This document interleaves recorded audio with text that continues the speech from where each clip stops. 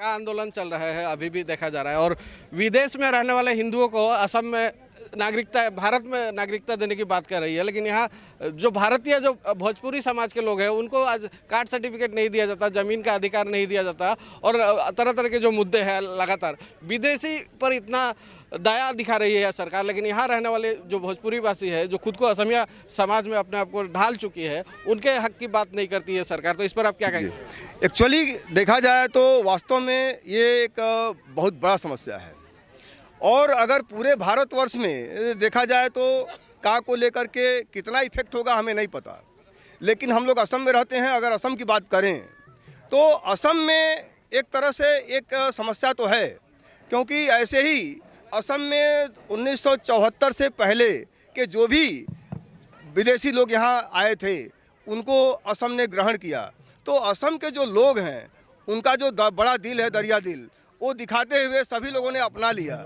1974 के बाद अगर सरकार किसी को लाती है तो ये गलत फैसला है, और इसका तो हम समर्थन मतलब बांग्लादेशी हिंदू से भी गया गुजरा मंदिर उनके अधिकार की बात करते हैं, लेकिन यहाँ भोजपुरी समाज जो है नहीं, इसका तो हम लोग हमेशा इसका आवाज़ उठा रहे हैं और उठाते रहेंगे। और विशेष तौर पर भोजपुरी संप्रदाय को जिस तरह की मर्यादा मिलनी चाहिए, ओबीसी हो या जो जमीन का मुद्दा हो, देखा नहीं जा रहा, और आप भी लगातार आवाज़ उठाते आ रहे हैं। तो इस विषय को लेकर क्या कहना चाहेंगे? एक्चुअली पूरे आसाम में 36 लाख भोजपुरी जो हैं उनकी समस्या तो बहुत सारा है, और उस समस्या को कैसे हम लोग दूर कर पाएंगे अभी इसके बारे में असमंजस्य है।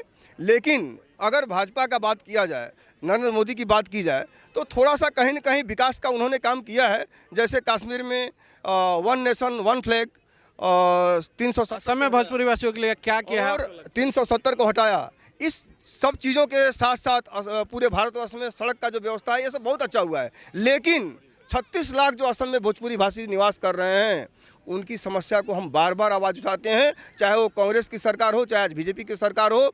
अगर सही शब्दों में कहा जाए तो ठगने वाली जैसी बात हो जाती है, क्योंकि हमारे माननीय मुख्यमंत्री तेजस्वी मुख्यमंत्री श्री हेमंत बिस्वा शर्मा डांगरिया से हम लोग एक बार नहीं कई बार मिल चुके हैं। और हमारा जो सबसे बड़ा समस्या है पीआरसी का समस्या, दूसरा है भूमि का पट्टा का समस्या, तीसरा है हमारा जो यहाँ भोजपुरी डेवलपमेंट काउंसिल हम लोग को अपने भोजपुरी लोगों को डेवलपमेंट के लिए चाहिए, वो आज तक नहीं हो पाया। और सबसे बड़ी समस्या है कास्ट सर्टिफिकेट, जो मामूली सा काम है। कास्ट सर्टिफिकेट हमारा जो T&XT गार्डन में हमारा जो लिस्ट शामिल किया गया है, जस्ट वहाँ से हटाना है, लेकिन ये उनसे नहीं हो पा रहा है। लेकिन आशा है, उन्होंने अभी इस बार आश्वासन दिया था, पिछली बार हम लोग जब मुलाकात किए थे उन्होंने आश्वासन दिया है कि इमीडिएट लोकसभा चुनाव के बाद इन सारे मुद्दों पर चर्चा करेंगे और विशेष स्तर से पीआरसी और कास्ट सर्टिफिकेट मुद्दे को समाधान करेंगे। इस माध्यम से मैं यहाँ के मारेटा विधायक भास्कर शर्मा जी को धन्यवाद देना चाहता हूँ, क्योंकि एक गोरखा संप्रदाय के विधायक होते हुए भी उन्होंने इस मुद्दे पर माननीय मुख्यमंत्री से कम 5 से 6 बार वो हमारे साथ मिल करके इस मुद्दे पर चर्चा उन्होंने करवाया। इसके लिए मैं उनको धन्यवाद देता हूँ, और आशा करता हूँ, आशा ही नहीं विश्वास है कि लोकसभा के बाद हमारा ये इन मुद्दों पर समस्या हमारा समाधान जरूर होगा। अगर नहीं होगा तो फिर 2026 के इलेक्शन। आपको क्या लगता है, जनजातिकरण का मुद्दा भी हर बार निर्वाचन से पहले इसी तरह आश्वासन दिया जाता है कि निर्वाचन के बाद जरूर समाधान करेंगे, तो आपका जो यह मुद्दा है यह भी क्या लगता है? भाई बात सब सही है, लेकिन सरकार पर हम लोग को भरोसा तो करना पड़ेगा, क्योंकि दूसरा कोई तो पूर्ण करेगा नहीं। जब भी पूर्ण करेगा सरकार ही करेगा। हमारा हमेशा डिमांड था, डिमांड है और डिमांड रहेगा जब तक